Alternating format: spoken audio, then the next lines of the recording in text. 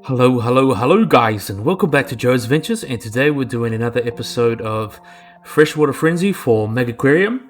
So today we've just finished doing this little Haitama little thing, just getting the ropes of different needs of these freshwater fish, and now we'll be getting into Paskovka, which I believe has got a little bit more breeding and stuff in it. So I already did a past attempt at this, and that's why you can see this unlocked. But I'm really excited to get into it. So yeah, hopefully you guys enjoy this video, and we'll get into it. Okay, so Paskovka is very different from other aquariums you have managed because it's primarily a research lab and therefore not for the entertainment of guests. To begin with, your aquarium will be closed to the public and therefore you won't have any guests. This means you won't be able to generate ecology, prestige, or science points. Thankfully, the owners have deep pockets and will provide you with a daily grant of $500 to fund your observations. Complete your objectives and you'll be able to increase this grant amount. Good luck. So far, all the freshwater species you have encountered have enjoyed neutral pH conditions. This is a natural starting point of water in your aquariums, so it hasn't do anything special to maintain this. Your first objective involves building a habitat for the animal that requires acidic water, the Amazon Angelfish. To make water acidic, you need to add sufficient acid-producing objects. This works a lot like temperature. The amount of acid you have is greater or equal to the water of the tank. You have two choices when it comes to acid sources. Passive sources such as bogwood, which require no maintenance, or active sources such as reverse osmosis machines. Our machines for sure. However, these require regular maintenance with our machines. Follow the objectives to create your first acidic tank. Okay, so that should be easy. No problema. Let's get it done.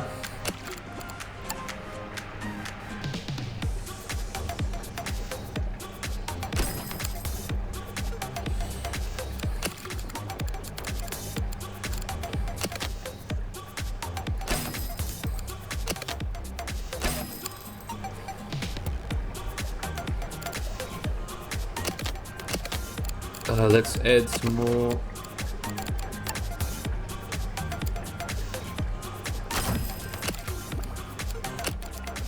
Did our rubber machine then?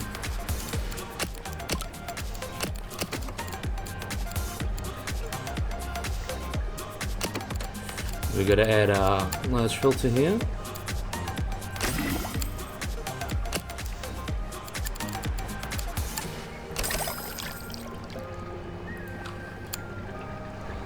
See, like that. Oh, that's pretty shallow for them, but that's okay. We have got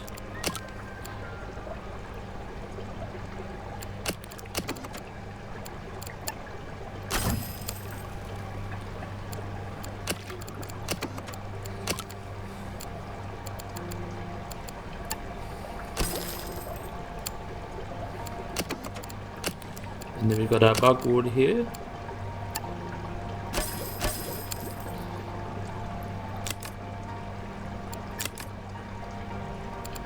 Yeah, I thought we would have to make a bigger tank.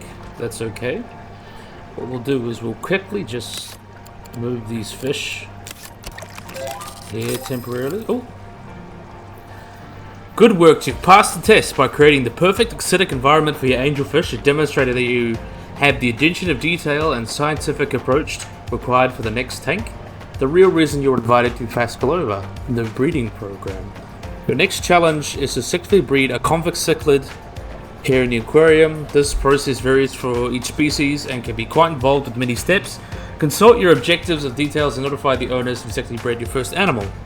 So we'll do that quickly afterwards. What we're going to do is move you again.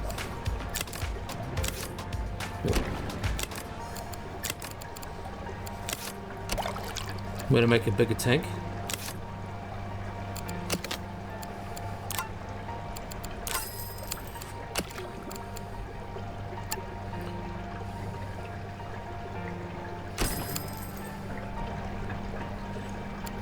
And I might add a couple more Amazonian fish, angelfish. Though technically that's not the correct term for it because it's a genus. This includes 3 species. And the most common one I think is represented here is the Pterophyllum elutum, or the Orinoco angelfish, which occurs in the river basin, Orinoco River Basin in South America.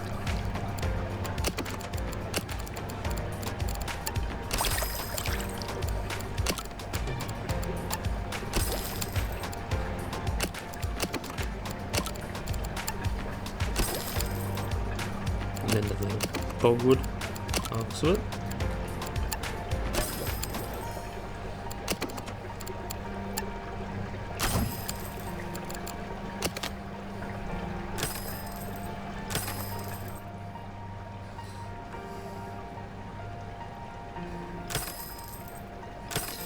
So we'll just close it off so we don't have to later, and then we'll have a quick look at our Amazonian angelfish. We'll talk about them.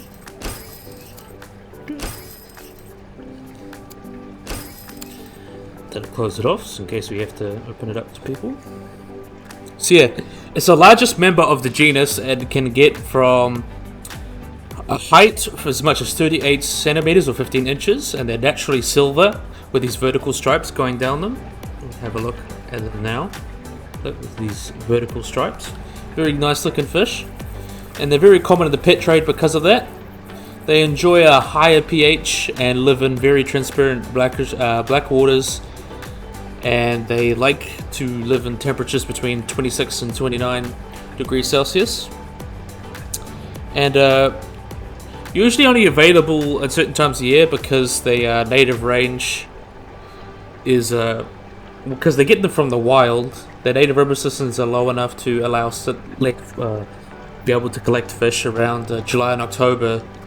So that's the only time you can really get them available because no one's really been able to breed them in captivity much. It's not impossible, but it's just no one's really figured it out yet. So yeah, that looks like everyone's happy. You guys happy? Yep, everyone's happy. And we're gonna make sure the cichlids are happy too.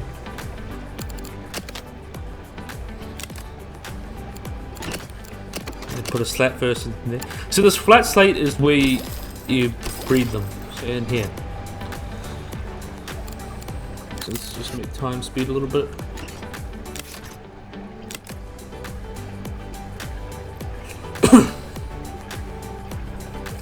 And then we'll have a little bit of time and have a look at the Basami rainbow fish, or bozeman. I keep saying that wrong.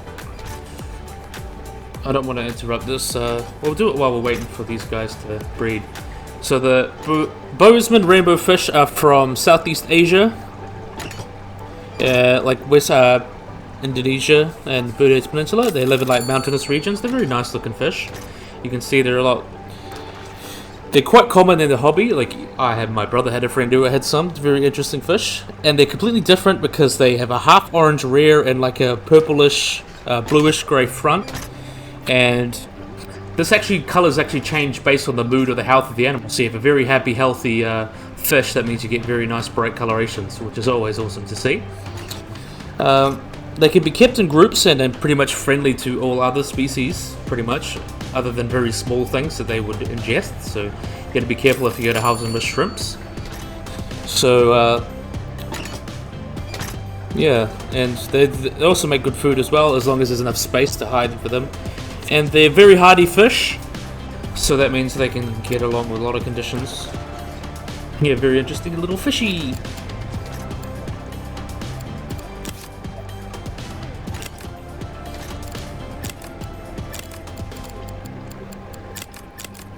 So we're almost there. We just have to wait for these guys to hatch.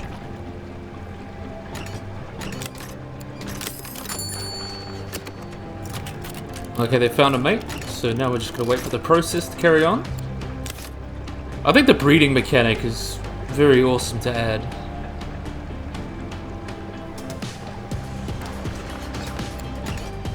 I might have to do like some DLC ideas after this series. There's like a couple got rattling around in my head.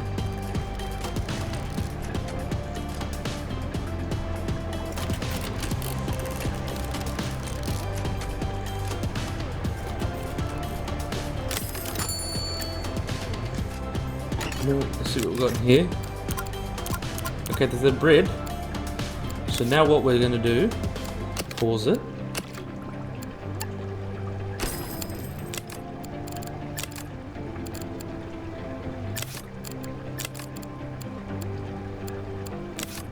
Move it out of here just to be safe.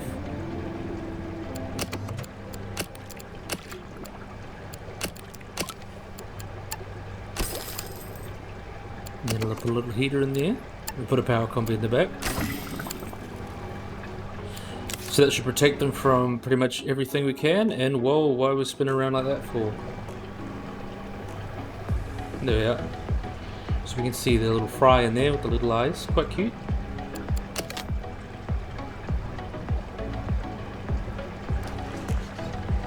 I gotta be honest, I never really liked these little lagoons.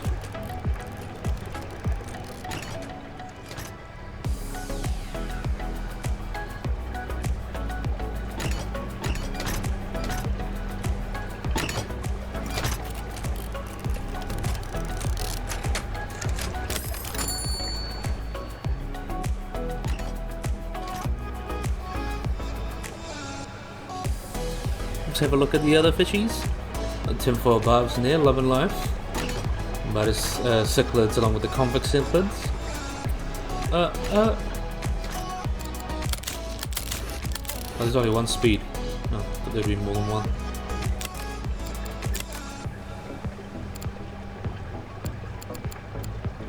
Just gotta wait now a couple more days.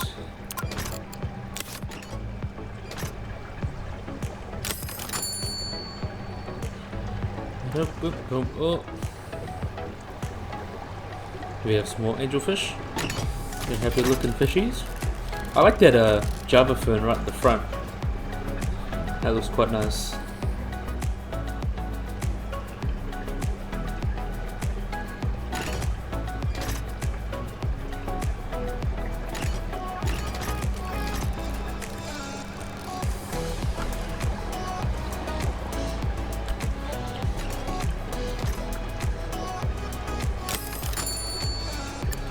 Now they've hatched, so now we need to add a little bit of a hiding spot for them.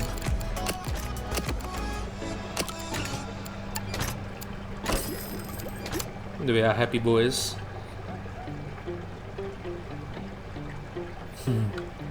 That's quite cute. I'm having a good time.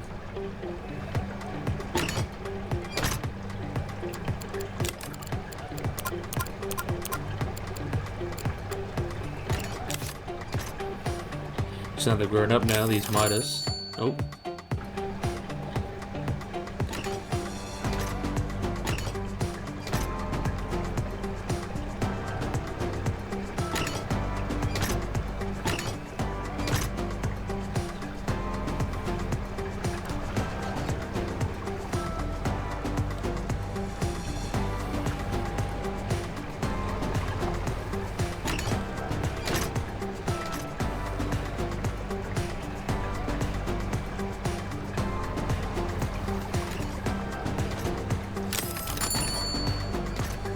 Just have to wait for these fry to grow to adults.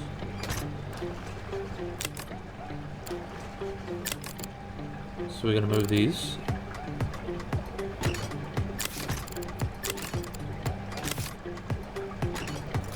So we're going to move it in here.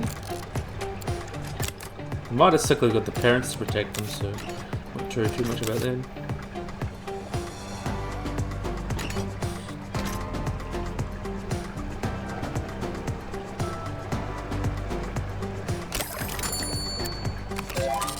So we have done that. Is that the flipper flapper of tiny fins I hear? The owner doesn't want you to rest on your laurels though, because well done. And inspired by achievement, they've increased your daily grant to $500. So they're curious to see what freshwater animals can be bred in captivity. Just quickly check something.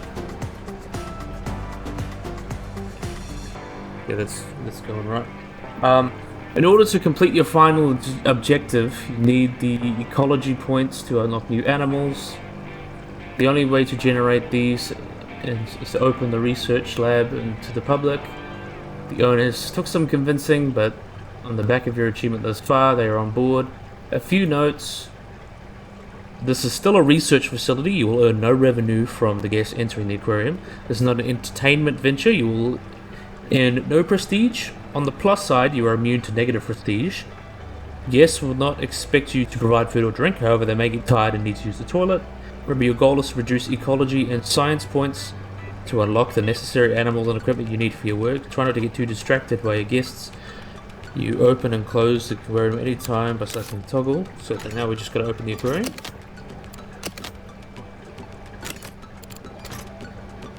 Let's get rid of these.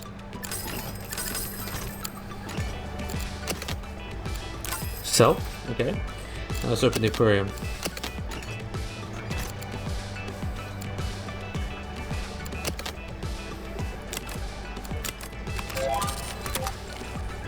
Your final objective is to breed a different selection of animals here in the aquarium. First, you unlock them using ecology points and build a suitable habitat for them when someone requires certain conditions. Finally, you must ensure their additional breeding requirements are met. Remember, you can get extra breeding information about an animal by selecting them and hovering over the breeding icon. You may need to get better survival rates if you do potential predators on the tank after the exit spawn. So you got to be careful there. Okay, so first we're going to go with, I think we should go with first, we'll go with Red Striped Earth Eater.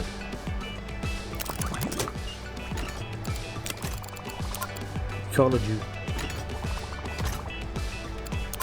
Okay, let's try this out.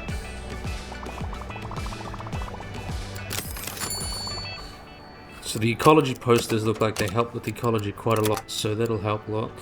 You can now unlock new accessory sneakers. These nifty shoes increase your staff's fitness. This in turn increases movement speed and makes them more gifted for gift shops and cleaning tasks. Each staff member can only be equipped one at a time. You need to choose the best accessory to given staff to make the person roll on your aquarium. Okay. So let's see.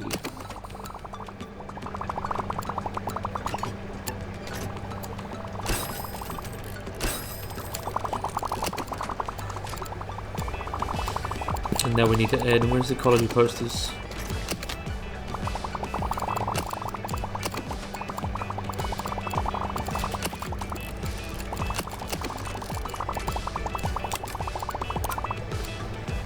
Unlock the, oh, I have to unlock them through this, I think. I'll do that afterwards.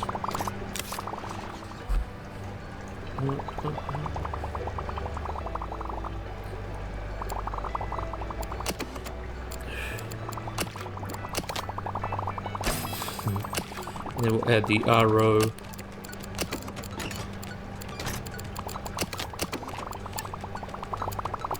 So that message the acidity in the water so the animal can get what they like.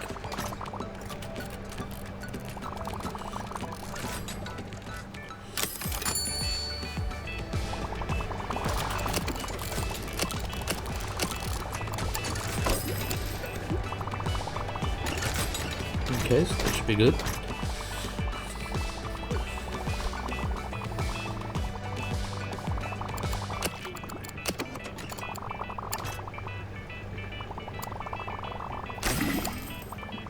Make sure everyone's happy and healthy. Fred leveled up. I'm going to make sure he's good at fixing. Okay, so we need green pellets.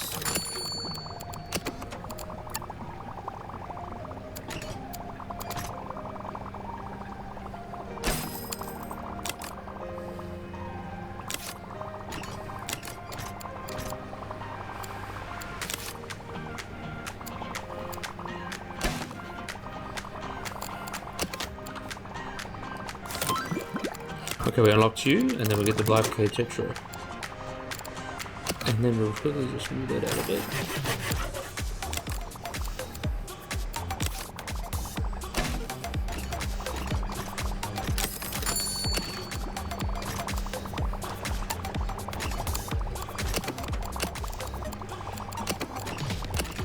And now we got to get a big tank for a big fish.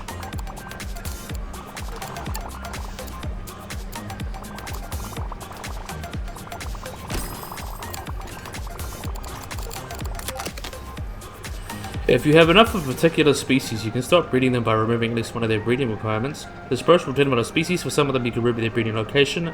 Others, you might need to divide or reduce the group size. Removing an animal's breeding requirements won't do harm, but just curbs their enthusiasm for breeding. Okay. Because we don't want too many amorous little animals, do we? We can never have too many.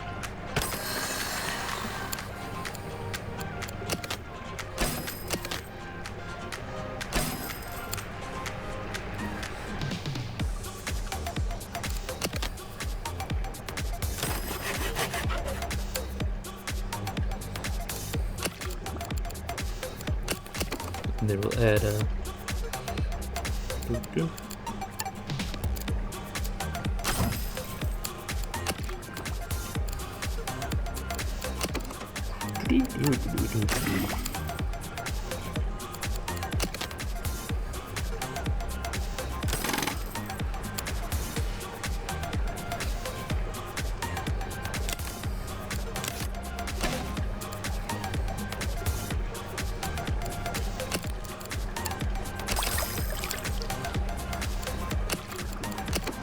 And then we're going to get all the decorations that they need.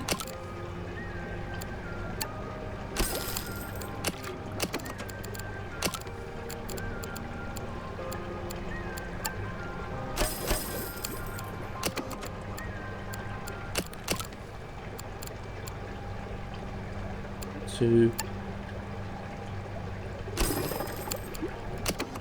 And then we're going to put a couple more little ones in there.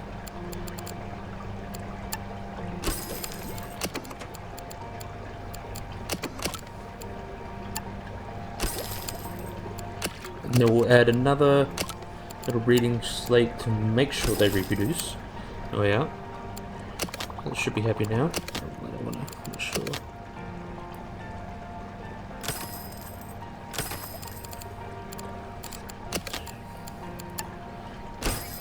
Okay, that works then. That should be fine for breeding now.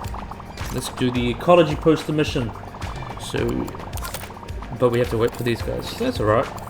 We should wait for some breeding to happen. These guys are going to need to grow up, so that will be... those will be probably the lucky last, or near it, for a while.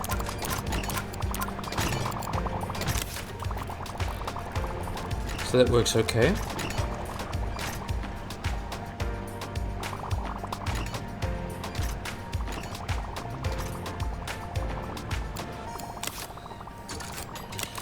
Okay, Caleb's leveled up. It is feeding up.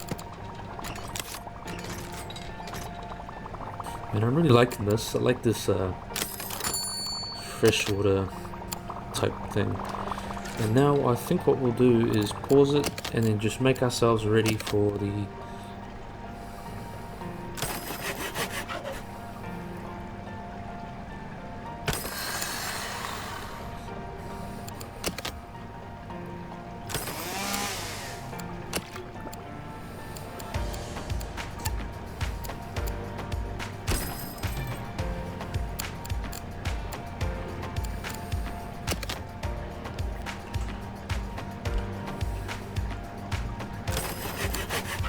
Have a look at these cave tetras.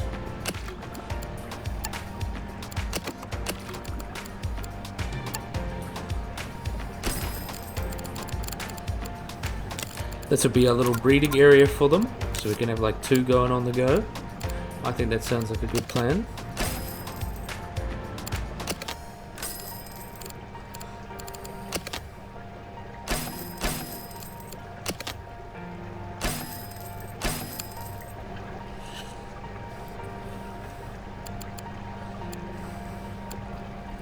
We can add a little door at the corner there.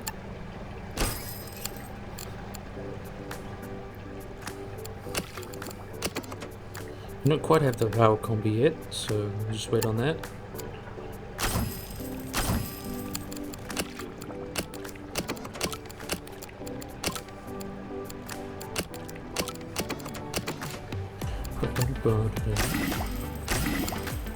Okay, that should be the thing.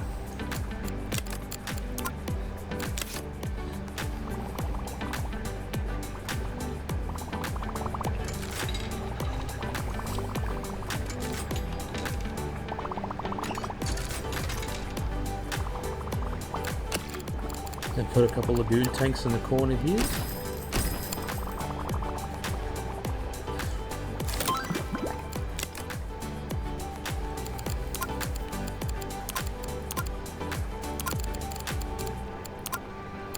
We've already done the penguins. Just get rid of them. Well, take the time. Blind cave tetras.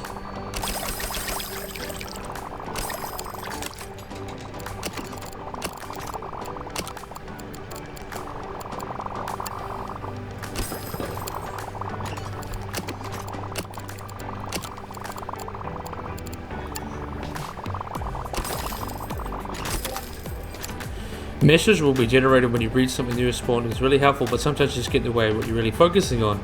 Think that you can turn them off at any time if you aren't interested in using the toggles. I won't worry about that right now. Just want to get make sure you guys are ready to read. Okay, so they've got to read all in one go. So that'll work fine.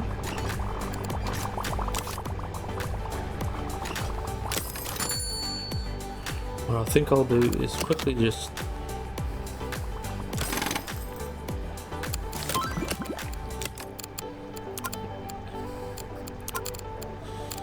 Silver tip Tetra. We'll focus on getting the ones that we need to get done first. We have a power pump. Not too far away.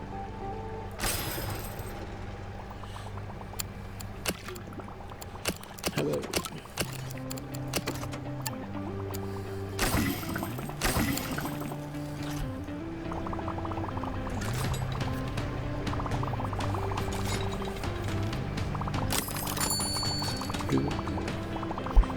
this could be for breeding our little fishies.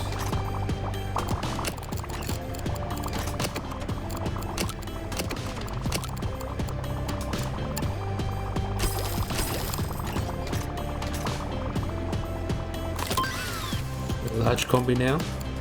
Works perfectly. Ecology poster.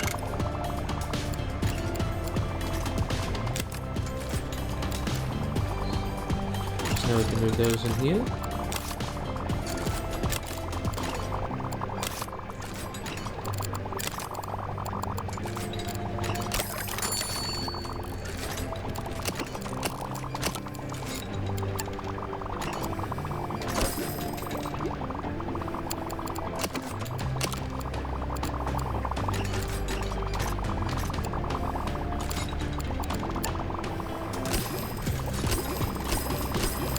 That should work. And then we should be able to get the ecology poster soon.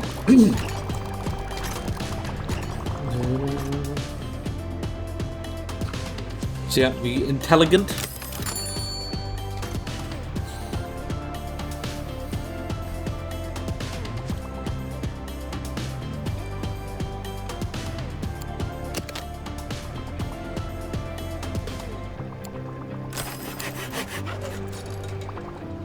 Connect that later.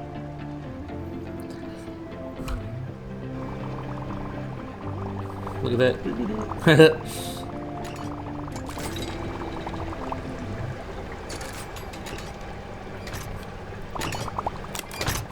How are you guys doing?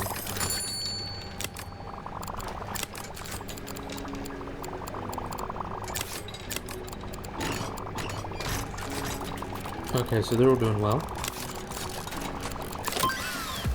Cool, we can do that now. Ecology poster.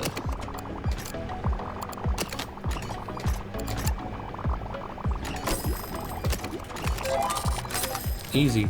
That poster should give you a steady stream of ecology. Remember to maximize the number of different species attacked to touch the poster and maximize the point of income. In normal game where prestige generation is not duplicated, disabled ecology posters will earn you some prestige too. And now we've got a Congo Tetra. So that helps too. Now let's do another species we need to do, Cardinal. Let's get Congo first. Congo on the go. What about these guys?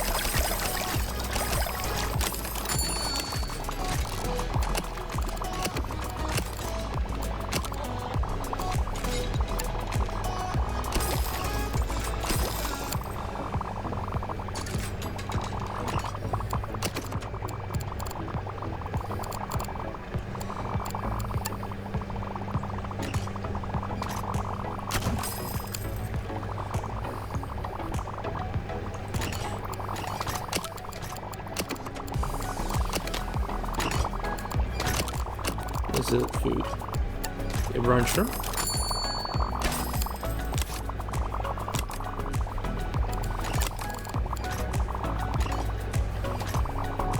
I need a clear spacer too. Might need to make that a little bit bigger then. Pause.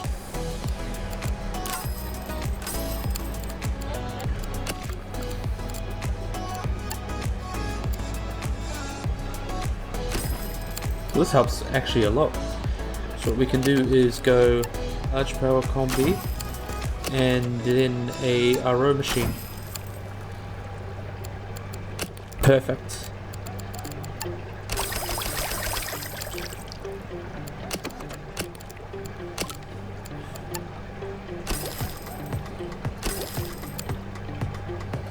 So that works perfectly then. Just make sure that they're 9 and 6. Needs to spawn in light. So that's one thing about the Congo Tetra. They spawn in light. Get the power light going on. Okay, so we'll have a look at the biology of the Congo Tetra. They obviously come from the Congo River, which are quite cool. And they have these really distinct patterns of let's have a look at these patterns here. They're really orange striped and then they're bluish bodies. And they are pretty good in aquariums. They tend to do quite well. They need like soft pellets and obviously found in the Congo. They get up to about 8.5 centimeters long, while the big males do, and the females get to 6 centimeters long. The males tend to be more colorful, of course, and a bit bigger. And they tend to do very well, of course, in captivity. They're like higher pH of like 6.2, and they're like a temperature between 24 and 27 degrees. They're generally pretty good with everything. They are omnivorous, so they eat like brine shrimp and worms, bloodworms as a treat. They are good community fish and get on with pretty much every other fish, and they like to there's not much known about how they breed in the wild, but they like water that's peat filtered, and they bright lights. They'll take up to 300 eggs to down to the bottom, and then they'll bite young feed on the shrimp. And then we got the Cardinal Tetra. So there we are. So we're on the go. Choose now. Pick something on Tetra.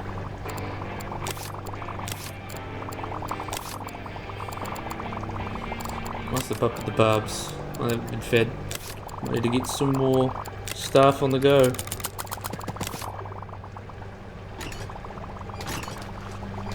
Okay, so you guys should be on the way to breeding.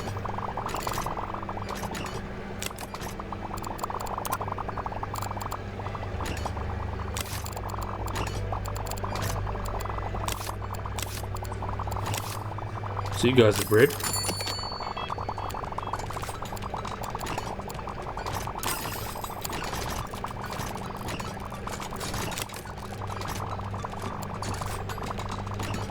So now we've got to get rid of you guys and give you in a place that's quite nice. So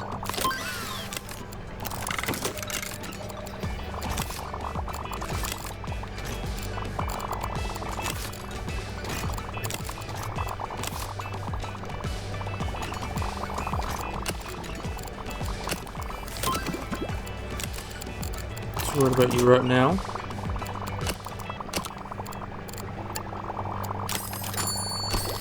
Oh, they all died.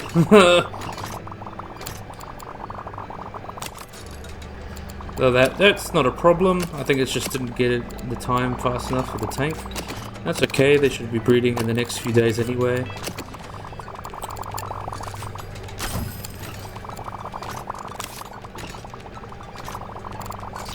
We'll sort that out next time. We've still got the Cardinal Tetras to play around with yet. Let's open up this little area here. What we're going to do is open up a little area for the Cardinal Tetras.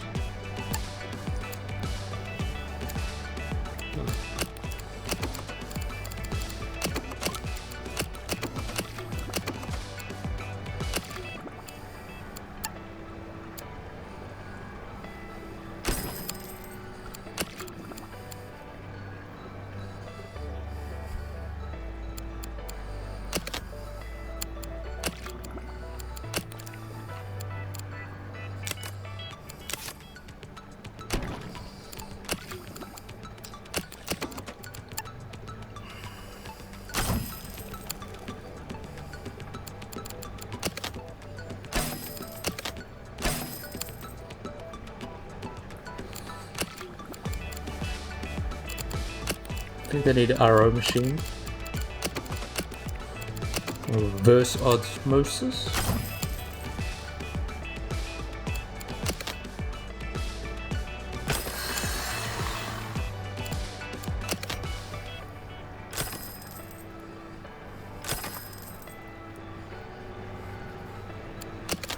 Stop door. Yeah, simple, easy, no problem. So then we're gonna get our Cardinal Tetras in here.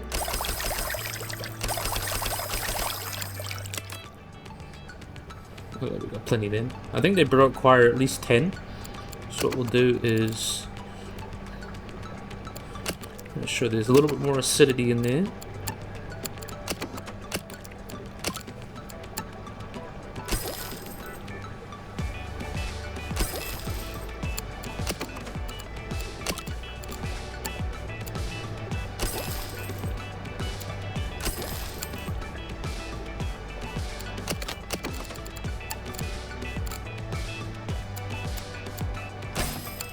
Okay, that works fine then. We can play this. So what these guys need, let's see what they need to breed. Can't find Fluffy, so they'll probably sell us this. I believe they do. They're at Fred's level up. That's a deal.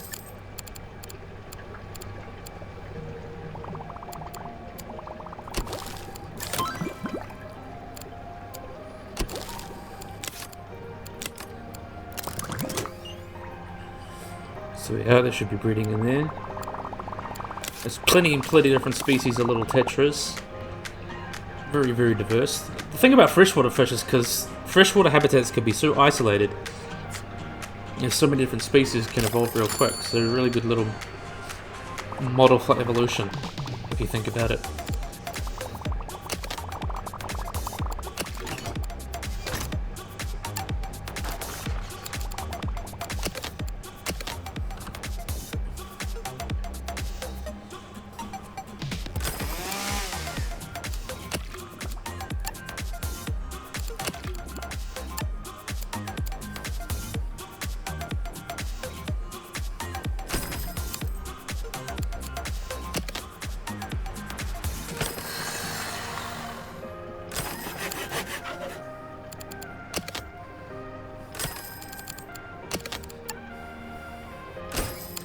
Yeah.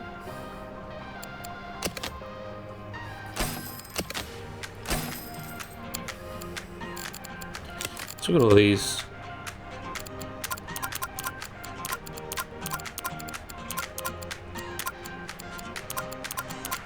Not kept in acidic water, so that's what killed them.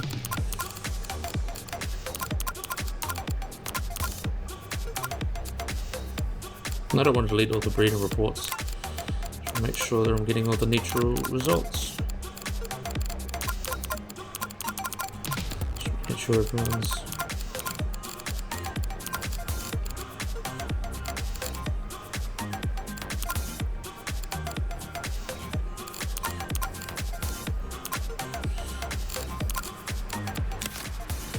it works.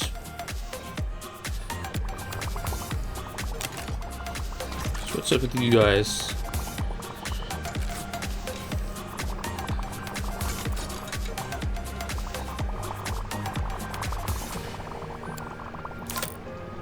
What do you need? Acidic or neutral water?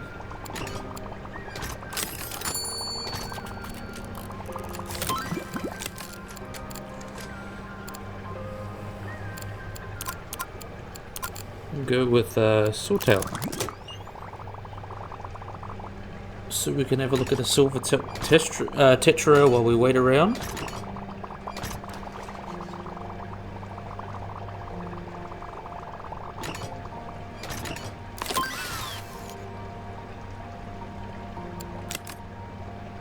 So they're quite cute little fish. I believe we might have covered them in the last one.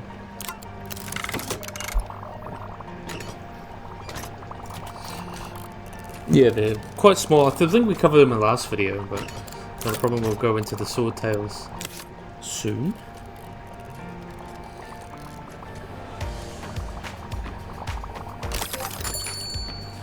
You just hatch your first fry that eats live food. To maintain supply of food, you need to use a live culture. They work like regular food dispensers except they require a supply of food. Keep them well fed, and the capacity of life culture will grow. Even more food for your picky animals. So what we should do here.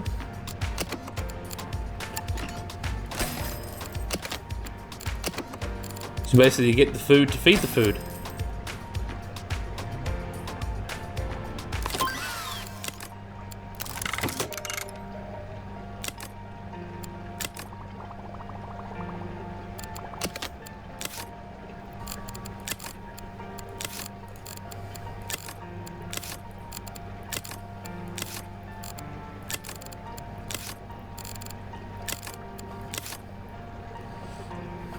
Okay, so now we gotta fix these guys up with a nice tank.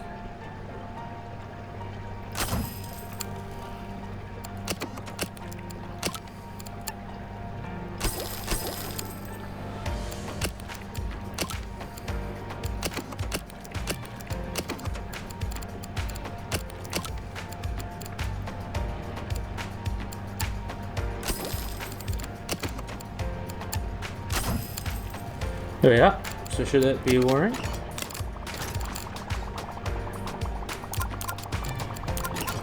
Oh, the fry have hatched. So that means these guys should be breeding good as well. So that shouldn't be a problemo. And now we'll have a look at the Cardinal. I think we'll just go out of fast mode. And we'll have a look at the Cardinal Turn. So the Cardinal Turn is very similar to the Neon Tetra, which you've seen in a couple episodes ago. Very similar, but and also from the same areas, like the Orinoco region of South America. They get up to 3 centimeters long, and they have very similar iridescent lines to Neon Tetra. It's just not quite as it doesn't extend up to the nose. It extends halfway up the nose, and it's less vibrant blue, so it's not quite as bright and vibrant, but still a very nice looking alternative. They're not as common kept in aquaria, but they are more common. Neon Tetra, their close relative, just tend to be more popular fish, but that's been up till recently. And the thing is that fish keepers that get these from the wild are thousands of people reporting the industry, and a lot of times when recent breeding and captivity is kind of destroy that industry, and a lot of people are kind of going into destroying forests, so that's kind of a bad thing that's going on. Yeah, very, very interesting. They typically forage in like slow moving shallow water and feed on wherever they can, tiny plants or tiny animals they find under plants and such, and they breed in the wild. They kind of go into a rainforest. They go into an area covered in rainforest canopy, and then go in and breed. They need constant contained water with the proper chemical components to make sure they spawn well. Because obviously all of these spawns are timed. They just kind of just release all they can. And yeah, they're very interesting fish. Often they tend to be delicate in captivity because most of them are wild caught, but technically captive bred is always the best way to go with fish and animals, just because they're more used to people. And they tend to live in brackish blackwater rivers with a high pH and low mineral content.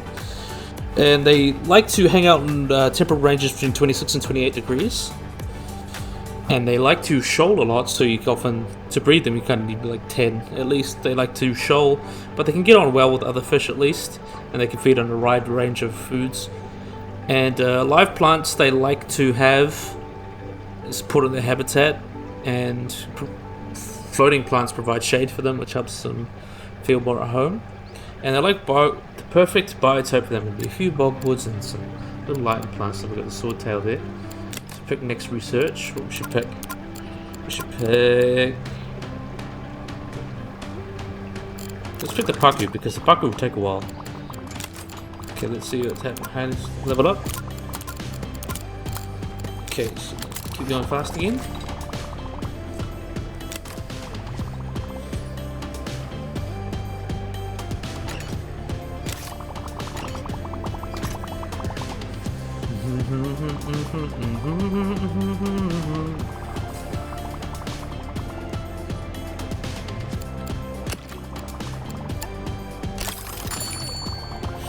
Oh, then we've got plenty of little Tetras now.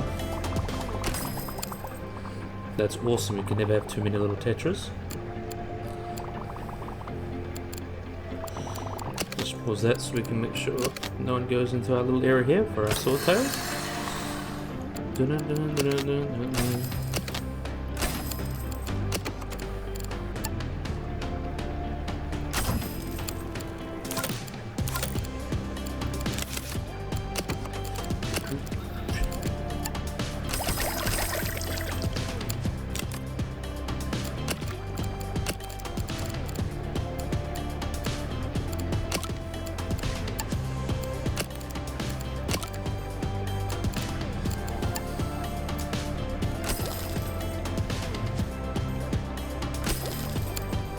And they need orange pellets, which no one in the aquarium has yet.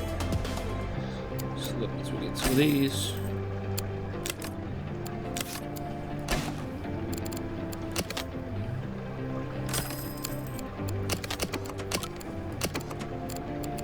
It's a bit haphazard, but it works fine. So swordtails are pretty cool little groups of fishies too. So now we just need to bring our Congos up to speed. So here they got swordtails.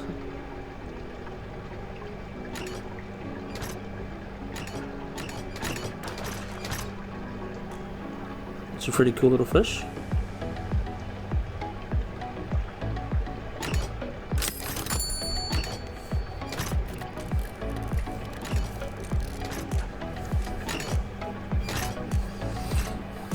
Look at that. Look at these pretty fish. And actually in the game they apparently have mutations, so you can, if you breed them enough, you get like color mutations. You get like different colors and all that, so it's quite cool. So these guys are freshwater fish that are pretty interesting too, because they're live bearers. There's many different species of them. You get these nice colored ones. They live in brackish waters around like Mexico, Honduras, all those areas in Southeast Asia. No, not Southeast Asia, Central America and North and Central America. And the males can get up to 14 centimeters long, and the females 16. And they get their name because of these big sword tails that they have. Perfect time to pause it. They're invasive species in places like Africa, Hawaii, Madagascar, and Australia, which is pretty bad. They're pretty common aquarium fish, though. They tend to breed with various hybrids and kind of things. They've actually been used as a model organism to study female mate preferences and male conflicts. So it's been interesting to see how that happens. They're often they found that the elongated caudal fin has chances of mating. The presence of a well-endowed male makes the females more amorous, so to say, and it inhibits the maturity of the younger males because they basically get outcompeted by the more well-endowed males, just like humans, of course. And then we got a puppy there. So I think we may have to make a mega tank, because why not?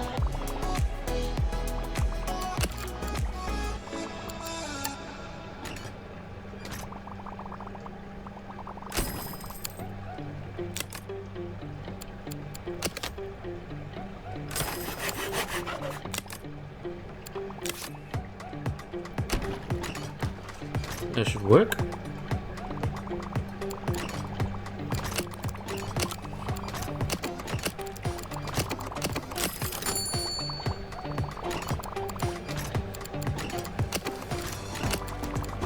Get a couple paku in there.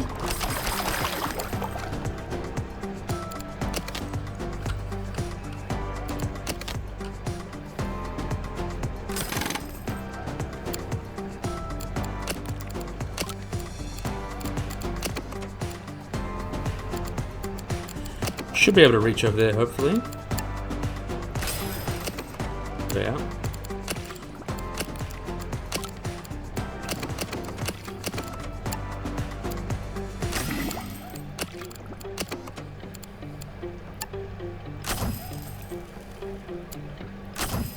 There we are. So we need to get some plants in there.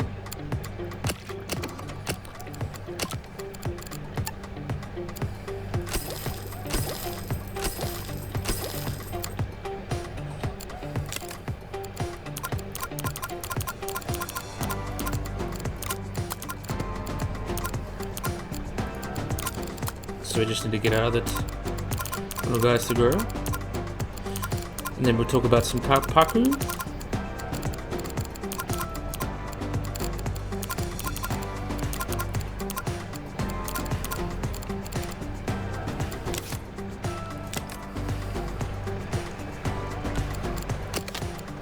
Sell this guy. That should work. Let's see how this.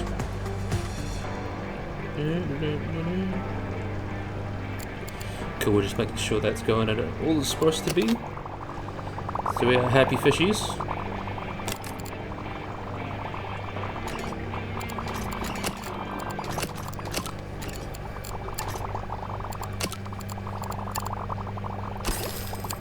There we are.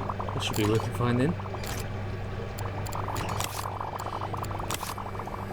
So breeding plenty of little guys. So we got the paku in here. Now paku are really interesting fish.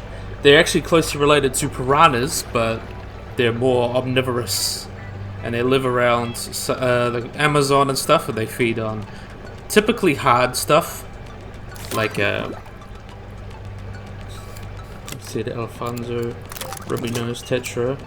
Just like the Alfonso's Cory, Applecone's communal. That means they share it with lots of other species rather than just their kind. Creating a tank that can keep lots of different happy species together is a challenge, but it's up to you.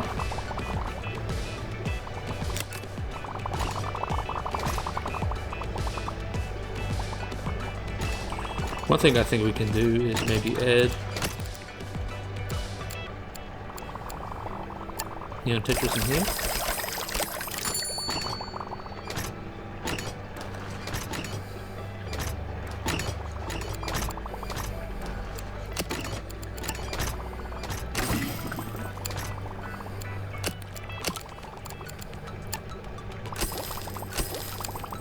Let's see if the Alfonso will like it in here.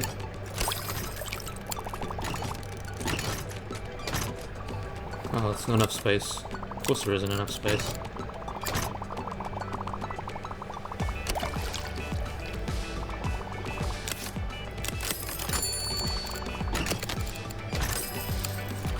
What if I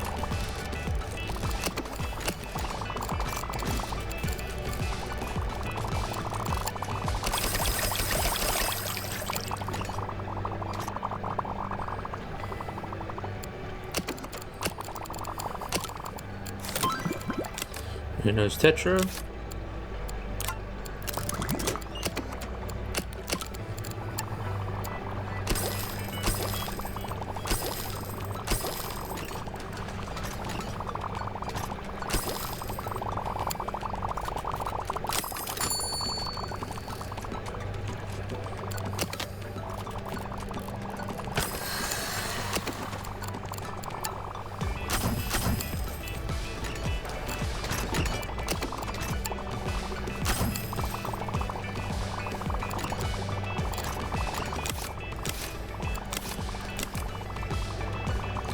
See if the Alfonso likes it in there.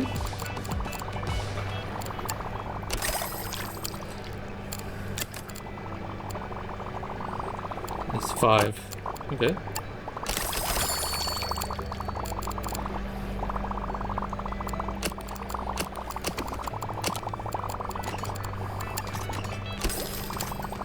Okay, that works fine.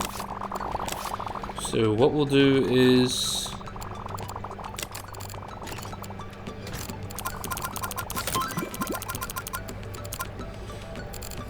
going to really focus on these Tetras after I'm getting a bit swamped with all the things that we can talk about.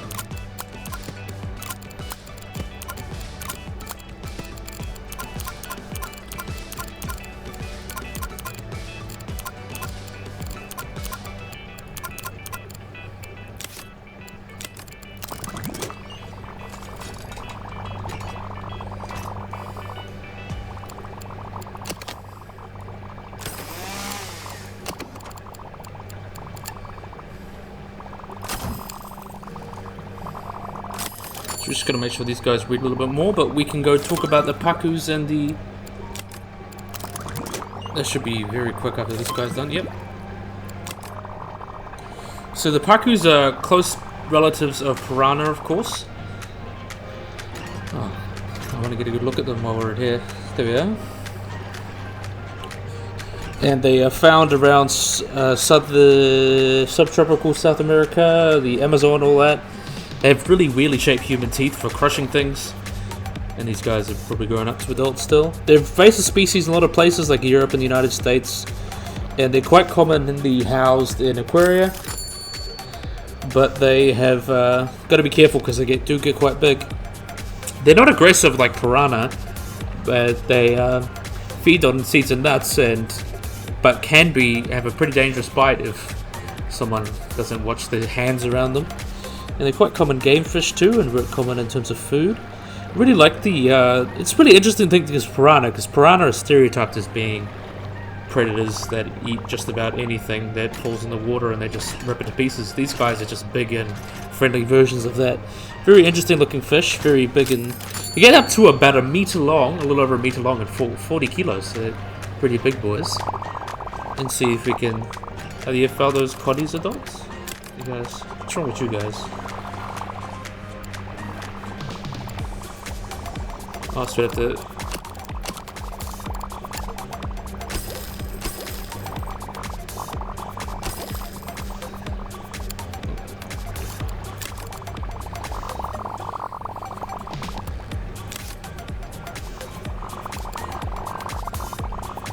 Oh, the pack will be fun. I'm quite happy for a while. Demolish everything anyway. That'll be right.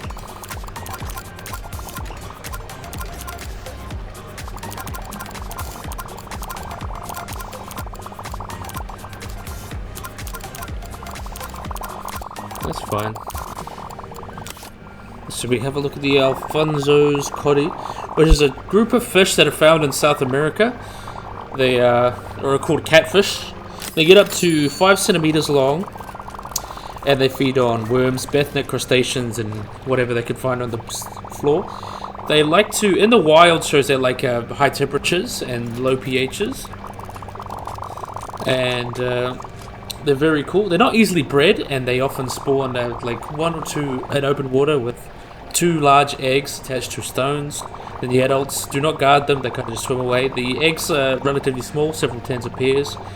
And there's been a lot of interesting controversy about how they breed, because you know exact conditions of pH that they like. But they are very common bottom feeders and quite popular in terms of pets. They're just very hard to breed. Not extremely popular, but they're...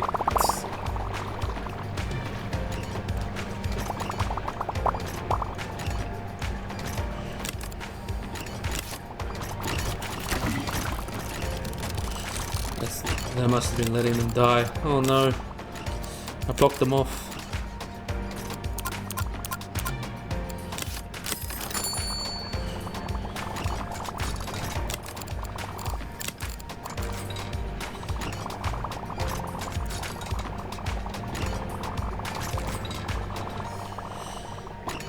So we'll wait for all these guys to breed and then we can carry on.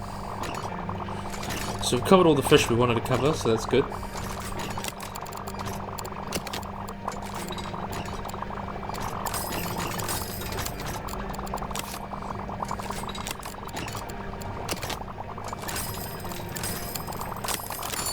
There we are.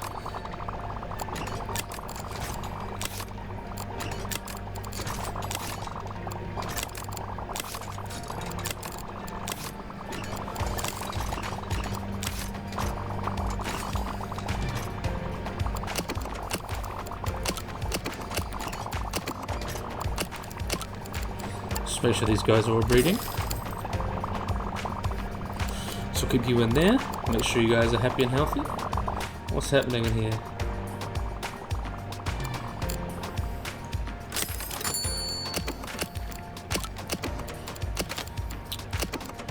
Sufficiently acidic.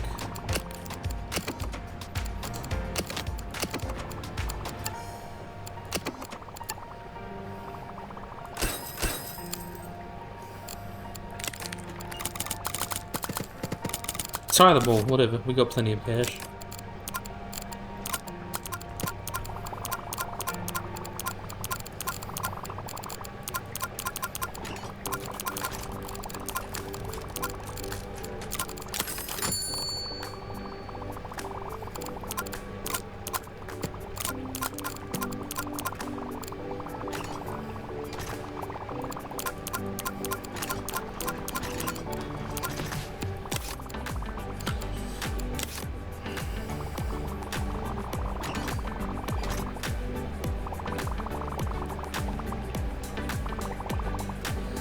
Make these real high priority.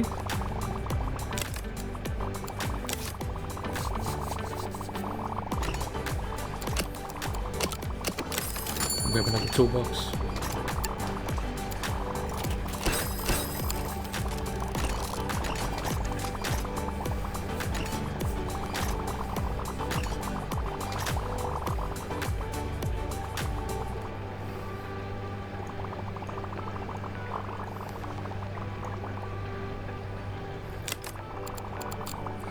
I think I know what the issue is.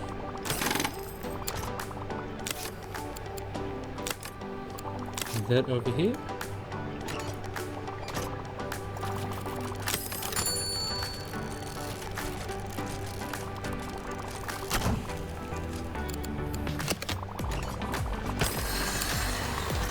There we are.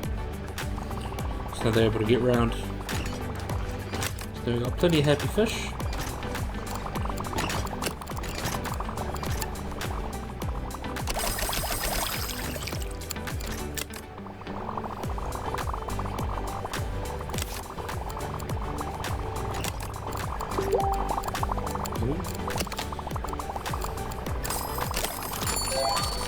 There we are. We have done that today.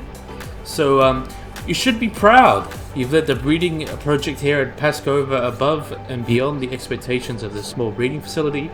Perhaps you're ready to move into a more conventional challenge though. An intriguing opportunity awaits you at Barachi.